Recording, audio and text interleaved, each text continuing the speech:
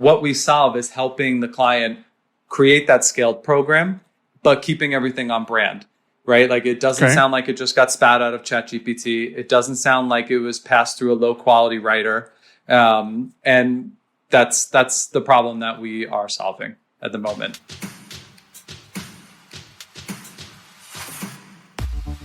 Welcome to another episode of The Profitable Creative, the only place on the interwebs where you will learn how to turn your passion into profit.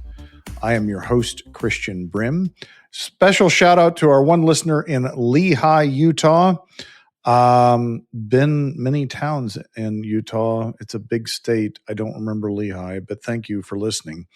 Joining me today, Michael Keenan of Peak Content. Michael, welcome to the show.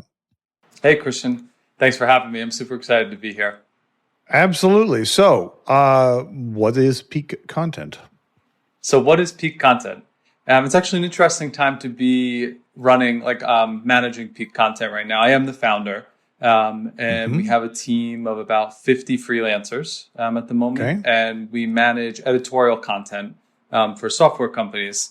And so if any of our listeners here have been on LinkedIn, or if they're in content in any way, shape, or form, or search engine optimization, they'll know that the industry has been very complicated since the onset of AI, right? And we've been facing a lot of challenges. But one thing that, for me, that's always been kind of a theme that's carried through my years of being an entrepreneur has been adaptability. So we've been taking the past 2 years really to adapt to the new landscape, and we're still rolling. So still happy to be involved.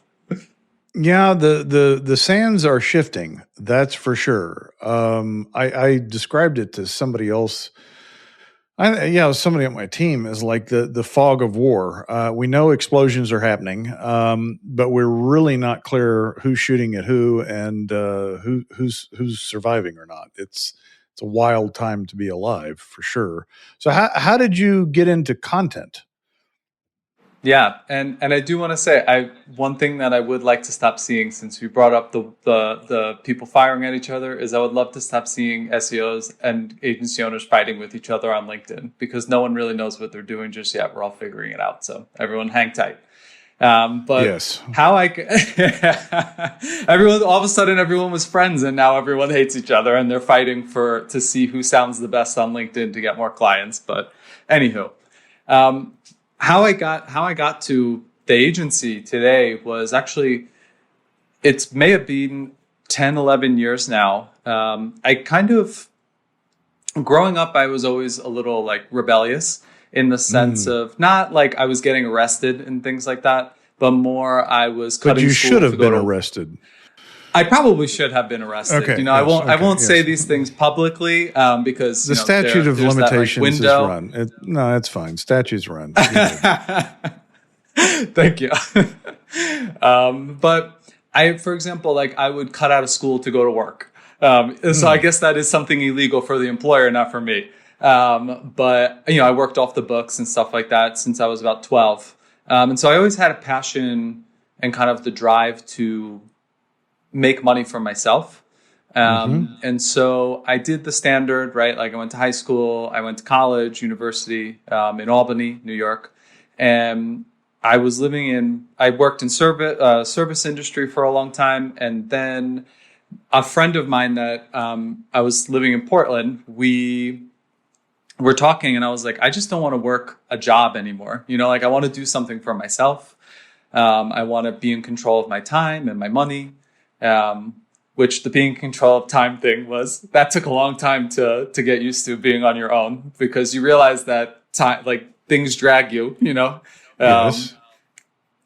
And I started, he recommended me going on Upwork actually. And I was like, well, what am I good at? And he was like, I don't know, you should figure it out. So I did some customer service work. I did freelance stuff. I did freelance writing. I was making $25 an article.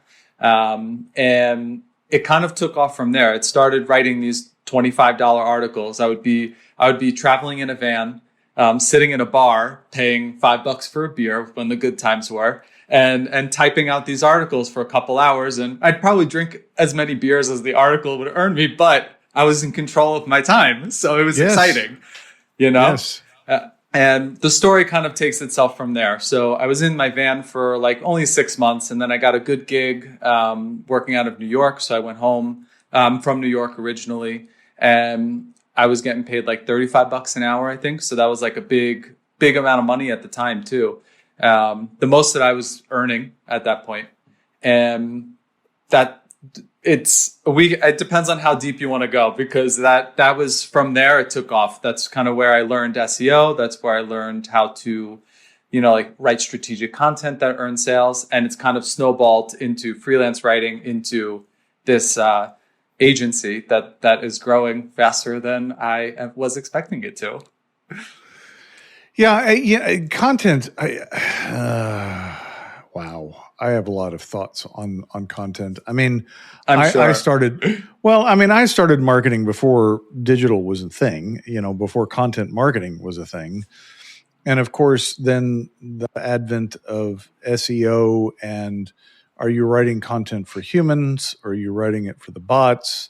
And how do you marry those two things? And now the whole LLM search layer that is, further modifying it. And, I guess you call that technical writing, because like when I'm writing like a Substack post or something like that, I'm not thinking about discoverability, right? I'm just like writing what I think and trying to make it as good as I can for the human. What is your take on that as far as content for humans, content for machines? Yeah, so kind of the premise of the agency itself was built around both, right? So writing content that's good enough so humans enjoy reading it and they act on it. Because, like in the space that I'm in, which I mean, most people, like everyone in business, right? Like we're trying to get actions from these content, like from the content. Right. And so the premise of the agency was kind of like all these like mecca agencies out there, these like massive ones that have 100+ staff and work with other vendors and everything. I had noticed in the market that they were producing kind of like what I would consider not great content. Like it was just for machines. It was just for SEO. It was just so they could keep adding more and more blog posts to this company blog every day. And so when I created Peak Content, it was based on the premise of like, well, we're going to actually invest more in the writers and the editors and less in like account executives and like paying like senior managers and everything to manage content, when we can kind of just build a more lean system and focus more on the quality of writing.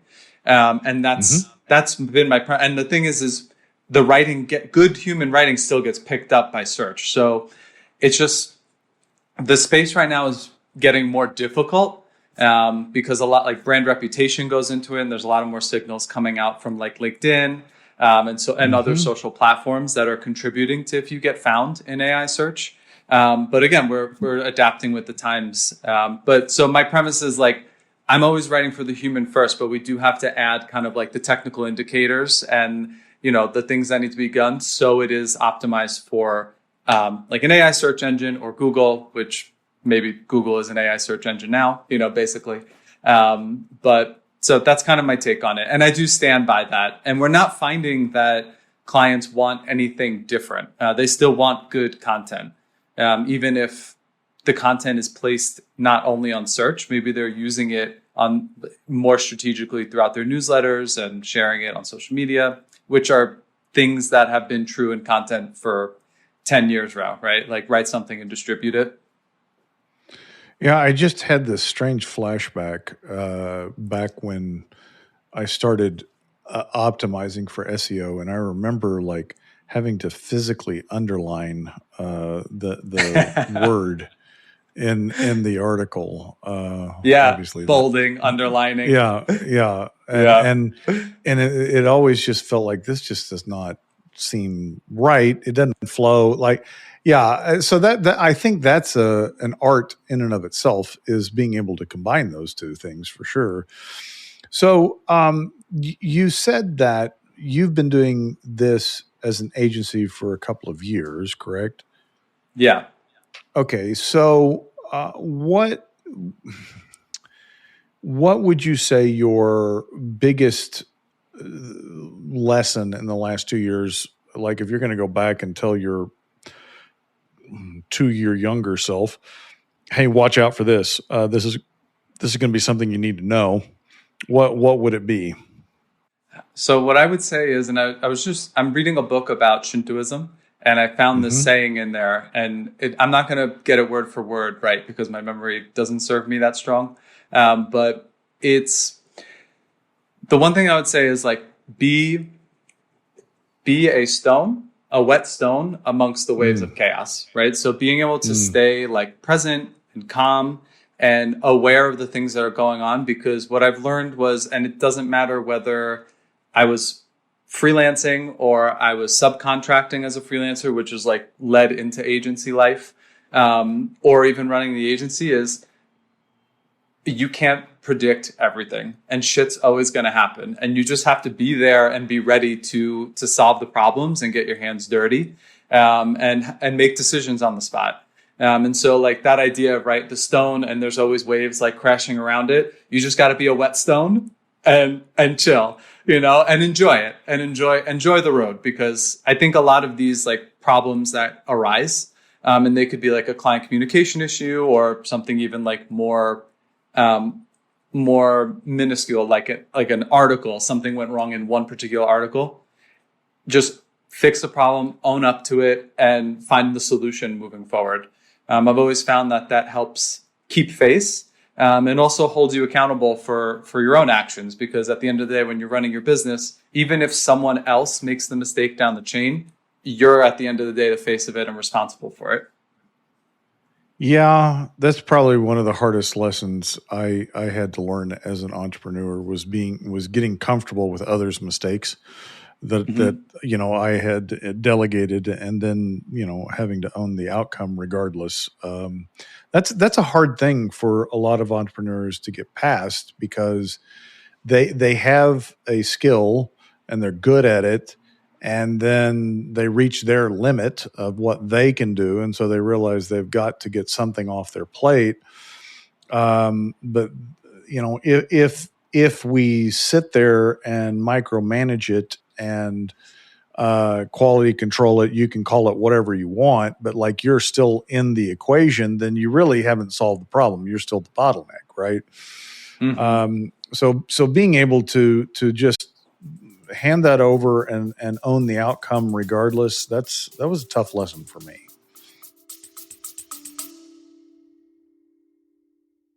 Hey listeners, are you ready to turn your passion into profit? Then grab a copy of Profit First for Creatives. Click the link in the show notes to purchase a copy. And if you're not ready to make that full commitment, you can download a free copy of the first chapter. Check it out right now. Yeah, and Christian, that's something that I learned too, and I always learn, like one of the things that I always stand by too is bringing good people with you wherever you go. I've been working with some of the same people for 8-9 years now, in different capacities, in the best capacities that work best for them. But I'm always bringing the best people along with me, and vice versa. Like I bring them with me, but they'll bring me with them to other places too. If a client may need an agency, or there's like an investment possibility, and they think of me as an option, as an investor. It just being kind, right, and focusing on and bringing those people with you that you trust, because you also learn. I mean, it's the same thing in life and friends and stuff like that, but people aren't always trustworthy. So if you can find someone that you have that relationship with, where you both trust each other, you'll go down on the ship together, right? I'll Yeah. play the violin as someone I used to play, by the way. But I'll play the violin as we're going down together. Those are the kind of people that you want on your team when you're growing a business, or not always growing. If you just like your business and I don't think I don't think endless growth is always the answer. But in your business no. practice, however that may be. No, I agree. I mean, growth for growth's sake usually ends up not where you want to be. You usually end up working harder and making less when you just try to grow. That's for sure. So who is your ideal customer? You said you worked with software. What specifically, like if you're going to pitch me on who your ideal client is, who is it? Yeah, so my ideal client is a big ass company. I'll leave it there with that. And they already have internal processes and marketing teams. And we come in as a support to existing programs. So we do have strategists within our teams, but we're coming in less strategically and more for scale to help these clients scale. So they're ambitious. They're not startups. Because in my experience, like working with startups has always been challenging. So I'm much more comfortable coming into a place that already understands what they want. They just need the support to get there. And they know that content is like an actual business asset and not just like we're doing it because we have to do it. There's a reason behind why they're scaling a content program. So that's my ideal client: real product, strong marketing team, and a need for scale. So the follow-up question to that is, what problem do you solve? You kind of implied it there, but if you were going to say in your clients, customers' words, what problem do you solve? Yeah, so in a program that's scaled, where you could be publishing 100, 150, 200 pieces of content a month. There are so many moving parts, as you could imagine: editors, fact checkers, QA, product insights, SMEs, internal house, right? Like all of their staff that's managing the program. And it's hard to produce according to the brand's guidelines, just to keep it, as big, like their style, their guidelines, the messages that they want to put out there. Those things are hard to scale. So we have our systems in place, and we work again. Like I still invest the same amount of money in writers as when we start, and that's something that we agree on, is like having good writers. That we don't outsource. We don't go find the cheapest writers just so we can take more profit. It's actually like the opposite. Like I will sacrifice the profit margin to find better writers so the agency can support and look better to the client. And so did I answer the question? So yeah, so it's like creating that. What we solve is helping the client create that scaled program, but keeping everything on brand, right? Like it doesn't sound like it just got spat out of ChatGPT. It doesn't sound like it was passed through a low quality writer. And that's the problem that we are solving at the moment. So these companies internally have a team of writers already, but they don't want to bring on more staff to scale for a period of time. Is that accurate? I can't speak to any client's position on their headcount and how they choose to manage that, but they have content, they have editorial teams internally, and they bring us on to help scale the program. And the business model is a price per piece, or how is it that you price your work? Well, it depends on how involved we get into the process. This is where it's actually kind of fun. So at its core, yeah, we for simplicity, we just bill we have tiers, and each tier has a different price based on how much work needs to be done within the tier. And that's the baseline pricing. And then there are, depending on what is needed, like for example, if a client wants to hire, like if a client wants to Actually, I don't know if I could say that. I'm sorry. That one, yeah, that one. That's something I don't know if I can like publicly stand. So we'll just leave it at that. But there are other options in terms of like how do I describe it? Shit.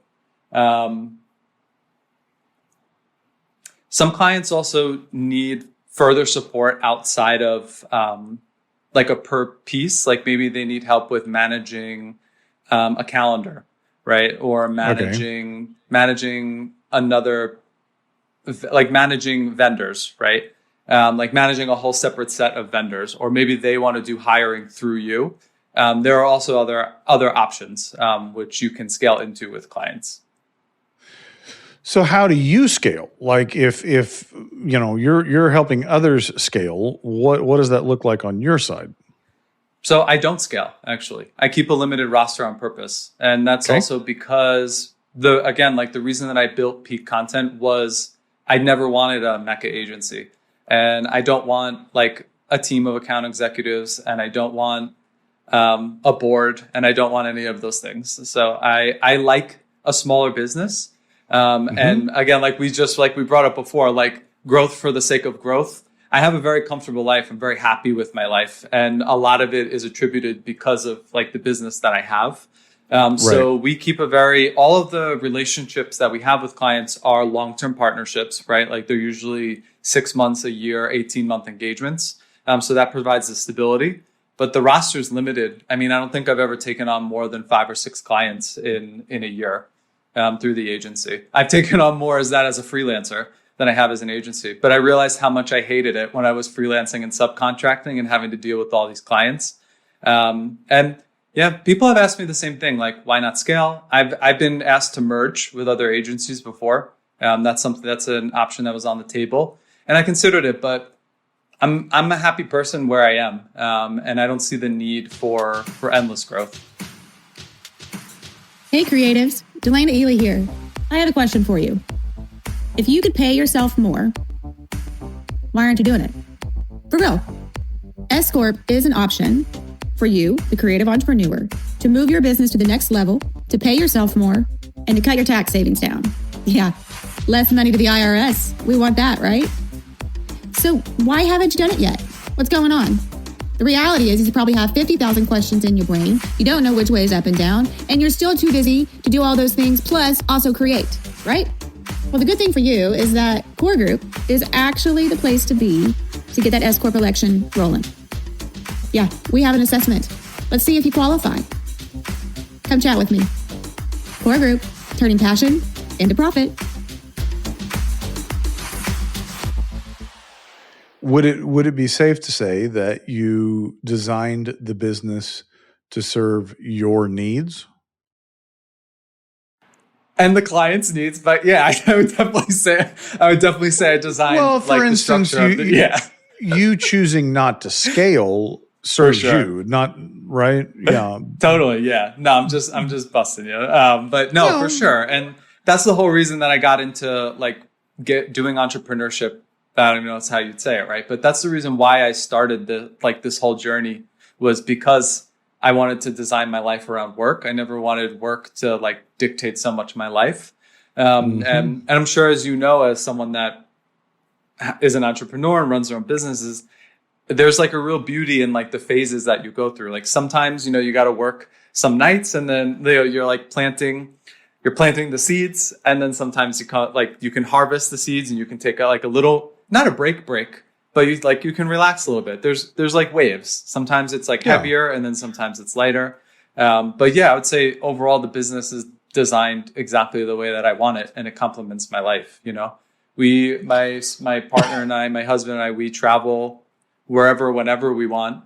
We can go here, we can go there. I'm not bound by the business.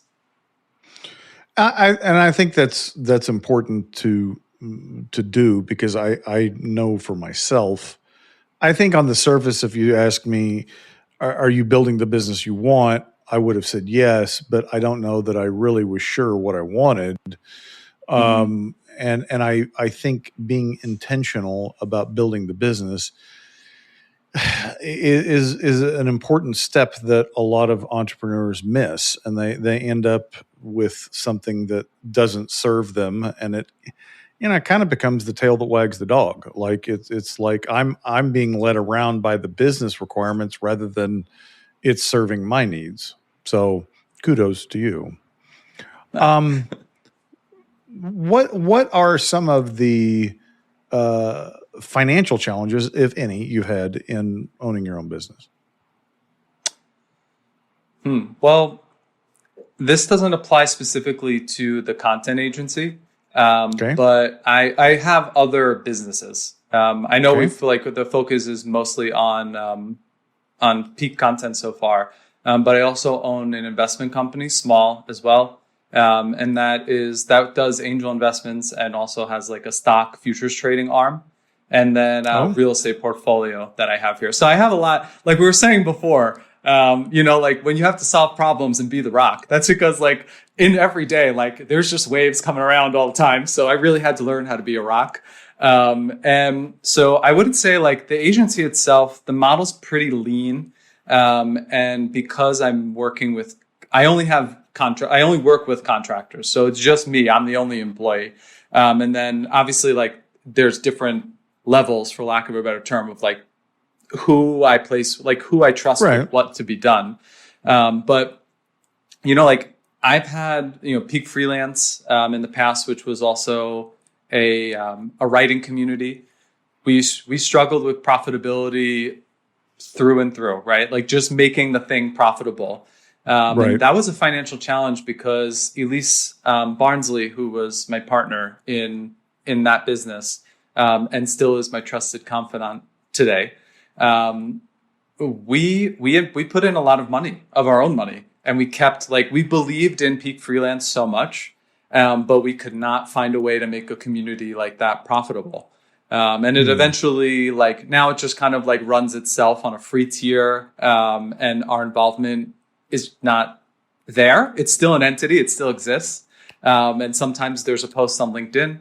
But yeah, that was one financial challenge, was actually like thinking about like, at some point we had to say, all right, we're putting too much money into this thing. Like it doesn't work, like the business model doesn't work. And whether the model doesn't work or we're not a good fit for the model, both are okay, but at some point we have to accept is like, we've been dumping so much money into this business and we're not seeing any returns on it. And to the point where like sometimes that company like was not returning anything, like not even earning revenue, but it's still, we were kind of like, we believe in this, like, and we tried and we tried and we tried. And it just kind of fizzled out. And, like life happens, like Elise is building her family. I was moving into other businesses and looking at other investment opportunities. And we kind of just agreed to like stop putting so much money into that company and just accept what it is. How long was that process that you worked on the community, would you say, before you finally said, I'm enough? Well, we finally just said enough like last year. And I think the community was started around COVID. So it was a long time. Okay. All right. That's fair enough. Yeah, no, we tried. You believed in it. We did believe in it. And I still believe in the power of community, but we could not figure out a way. We hired employees, we worked with interns and vendors, and we tried different revenue streams, just couldn't make it work. And that's okay. But that was definitely, if that answers the question of a financial issue. I am curious. So how did you get into angel investing? Yeah, so there was a point in time where remember when we had like 0%, 1% interest rates or whatever, like the Fed rate was somewhere around there. Yes. All over LinkedIn was like VC, VC, VC. Like everyone was becoming a VC, and everyone, it was like the coolest fucking job you could have, And and fortunately for myself, like I don't remember what year that was. The agency was incorporated in 22, so my timelines are off, but whatever it was, whether it was the agency or I was scaling with subcontractors into the agency, the business was doing good and my cash flow was heavy. So I was like, let's look into like investing. and like angel investing, right? Because like everyone's a VC, and now I want to be a VC. So I think in 1 year, I think I cut like 7 or 8 checks. Like I deployed capital across like 8 investments, and this was another financial mistake. I hated it. I could not stand and maybe it's just because like I'm not a VC, like I'm just a guy. Had you done that before? No, I've never done that before. I just saw on LinkedIn that it was like the cool thing to do if you had extra money to invest. And, like I had maxed out my retirement accounts, and I was like, all right, well, I got extra money to invest. So I have a partner in that agency, in that company. It still exists. But we've scaled down like the angel investing side. We still have some investments that are just kind of like future. We're hoping it works. But the gist of it is that I absolutely hated angel investing. And I'm just not good at it. And it's something that I'm okay with. And that's kind of just like a quick sidebar here is I've done so many things in the world of entrepreneurship. And I think for me, if I have to like self-reflect and say what has helped me get to where I am today, it is that it was trying so many things and failing at so many things and learning like which things to invest your time and your money and your energy and your emotions into, because not everything deserves the same amount of all of that. No, definitely not. I mean, I don't know if you've read Mike Michalowicz's Profit First, but that was his experience. Was he had built 2 businesses and sold them and made some money, and then ended up being an angel investor and going bankrupt. And I believe it. Yeah, and his, that was the birth of Profit First. Was just there's got to be a different way to do this. Because he wasn't making a lot of money as he was building the businesses. He was just making money when he sold the business. And I think of this axiom that I heard a long time ago of like, you make all the money in your business and you lose it in someone else's. And that's kind of speaks to the intrigue of investing, but because I've done that too. I invested in a couple of actual VC funds. They were not angel investor funds. They were VC funds, but I was just an investor. I did not manage. I wasn't involved in selecting the companies or anything like that. But there, I'm going to tell you, it was a little bit of the, getting FOMO, like getting to participate in something that could be big, and I think I got my money back. I think that was about it, which I consider to be a good win because I didn't lose it, but it was an interesting journey. The thing about investing, especially when you're investing, I think it was Warren Buffett that said, he doesn't invest in a company he doesn't understand. And I think there's some sage wisdom in that when you start putting your money into something else is, do you understand it? And then I think about what Robert Kiyosaki said about in Rich Dad Poor Dad, and he was talking about investing in like the stock market, is that, understand you don't have any control over it. Other people are using your money and they're making the decisions, and, you usually get a return on that, but it's just different layers of your involvement, your accountability, your risk. And I think for most of us, we're better served putting our time and energy into our business rather than going off and trying to do others. At least that's been my experience. 100%, man. And that's funny you said that, because the minute that I realized that and I cut out, like I wrote off what I could write off. I exited myself from where I was able to exit right away. And I just took some losses and whatever. And I started focusing I was like, all right, like I wrote out an entire list of everything. I'm even talking like individual company investments through like, like the stock market. I listened every single money that was out. And I was like, what is wasting my time? What's pissing me off? What do I hate? What do I love? And what's making me the most money? And I just started and I went through and I scratched out everything that was in like the lower 3 tiers. And then the 2 tiers that were left, there was like a very few handful of things left. And I was like, this is what I'm focusing on for the next couple of years. And that's it. I'm not even thinking about, I sold individual stocks. I just put them into funds. And also like the thing personally is just because I also have the LLC for the futures and options and stock trading. So I have exposure to those things, but I'm not an active manager of them. But yeah. And so like, I was like, all right, like peak content, very good model. I like doing it. I enjoy the people that I work with. Let's focus on that. Like the trading company, the future. I love that. I'm personally not great at it, but I am good with making business decisions that affect it. And the team that we have over there is very good at it.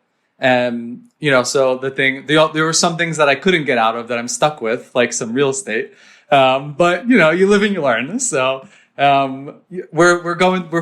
just got to figure those things out. It doesn't as you know, like it doesn't always, not everything happens at once, right? Like it happens step by step. No. And yeah, and I have to say like, not even like profit got better, but it did, but I was happier. Like I was more aware during the day. Like I wasn't drained because my phone is ringing all day long and I'm pulled into a Slack message and an email and then this and then that. And I'm trying to get things done, but I can't. And then I'm working till 8, and then I walk. And so when I got rid of all the bullshit and like started listening to myself and not listening to like what I should be doing, I don't have Instagram, I don't have Facebook, I don't have Snapchat or TikTok or any of those. I have LinkedIn for work because at one point I'm just tired of people telling me what I should be doing. And that also led to me scratching out all those investments. It made me a happier person. It made me more of an aware person of my life, of my partner, of my business, my dogs, and my family. And that was a good lesson. It was a hard lesson because I think, you define so much of your self-worth when you're wrapped up in businesses and your business or whatever. It becomes like part of your identity and your self-worth. And cutting those things out, you're like, well, who even am I if I'm not Mike who deployed 8 checks? Who gives a fuck? You know what I mean? Like, who cares how many checks someone deployed? No, you're exactly right. I'd rather deploy less checks and like be able to go for a walk at 5:30 with my dogs than be working till 8 o'clock at night. You know what I mean? Absolutely. I was having a conversation on my other podcast earlier this morning, and he was talking about his second go-around, his second business. He started with these are my words, not his words. Mm-hmm. He started with the end in mind. Like he already had the exit planned of what that would look like before he started building the business. And I'm like, yeah, that is sage advice, because even if you don't sell it or exit it, it gives you clarity on what it is that you're trying to build and what it looks like. And if you build a business that is saleable, it's always easier to run. Like if you Built to Sell is a great book if you haven't read it, but like I don't remember the author's name, but conceptually, you should never build a business that you wouldn't be able to sell. Like it should, because if you build it to sell, it's going to have processes. It's going to make money. It's not going to have all of the hair on it that a lot of businesses do. I mean, most businesses, if you say, well, show me your finances, you'd be like, no, I don't want you to see that. Like, right? But if you've got a business that you've built to sell, you're like, sure. I mean, you're not to everybody, but like you'd be comfortable saying, yeah, this is what my business is. Yeah, I actually love that. And for my next business, I will take that. I will use that framework for my next business. So Yeah, he said he spent like months, like actually meditating on Mhm. what the end looked like, and he started with the personal impact, not the business impact, but like what his personal life was going to look like at exit, and I thought that also fascinating because that again just kind of pushes you back into designing the business for what you need, not it becoming the tail that wags the dog. Yeah. No, I love that. And I definitely am a active like practitioner of meditation every morning. And also in the idea of visualizing that Yeah. what like visualizing your future, and again, I apply that to business, but you can use it across anything that you want to get done in your life. Um, Yeah, and I think what he said, which I deeply resonate with, there is no, for an entrepreneur, there is no segregation between the personal and the business. I mean, like that's a false no. wall. Yeah. The one affects the other and vice versa. So you have to be cognizant of what you want personally from the business as well as what you want the business to look like. I mean, you can't separate those two things, I don't think. Right. And you need to consider if you want your business to be your life. Like if you want that life, Right. Because as 100%. like yeah, like one thing I don't think anyone downplays it, but they sometimes skip over it is like it takes a lot of hard work. Like Yes. it's from the outside, you're like this guy made this beautiful landscaping business. His life must be so great, and it's true, it might be, but he probably put in 10 years of hard work, maybe 3 years where he was working 6-7 days a week, and that's not the case for Right. everybody. But it's like it takes hard work and it takes dedication to yourself. So yeah, so like visualizing the end goal, that's what keeps you going. It's like, all right, like this is Yeah. my end goal, so I can do the things that I'm not. So there was I forget who the author was or what, but this idea of doing things that you don't actually like doing helps you helps with growth. And sometimes, it's like, I don't want to that happens in your business all the time. And sometimes I even look for those things. I'm like, oh, I really don't want to do it, but let's do it, and you do, I don't know how it changes the brain, but there was some brain changes that happen when you do something that you don't like doing and it's slightly challenging. And that's literally the life of a business owner, Yeah. But it has a purpose. You're not just like going and digging holes in the ground because it's hard. You've got a purpose behind it. Yeah, absolutely. Yeah, you're looking towards a future that you want. A future that we saying like that you visualize, that you want to manifest, whatever you want to call it. But it's a life that you're designing for yourself as you go. Yes, being intentional. That's my catchphrase. Being intentional. I like that. Michael, how do people find out more about Peak content if they want to know? Yeah, you can just head to the website, contentbypeak.com, www.contentbypeak.com. The way is Peak my an mentor, acronym? No, it's like the peak of a mountaintop. Okay, all right. Was the idea behind it. It actually came from Peak Freelance, the writing community. But like I really liked the brand of like the idea of the mountain peak.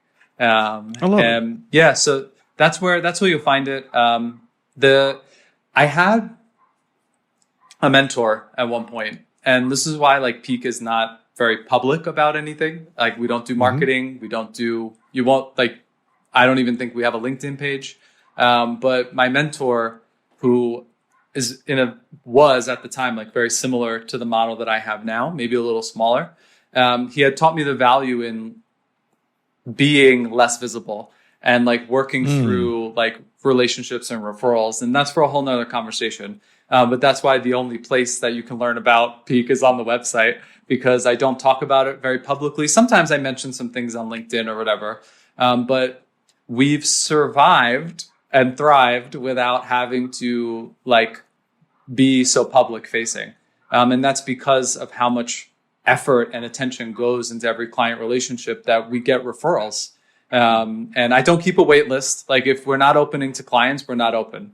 And, you let them go. Cause again, it is what it is, but so that's, and I've kept true to that, like for the majority of this journey. I'd rather people talk good behind my back, than like me, like yelling out to people all the time on social media. So I love that.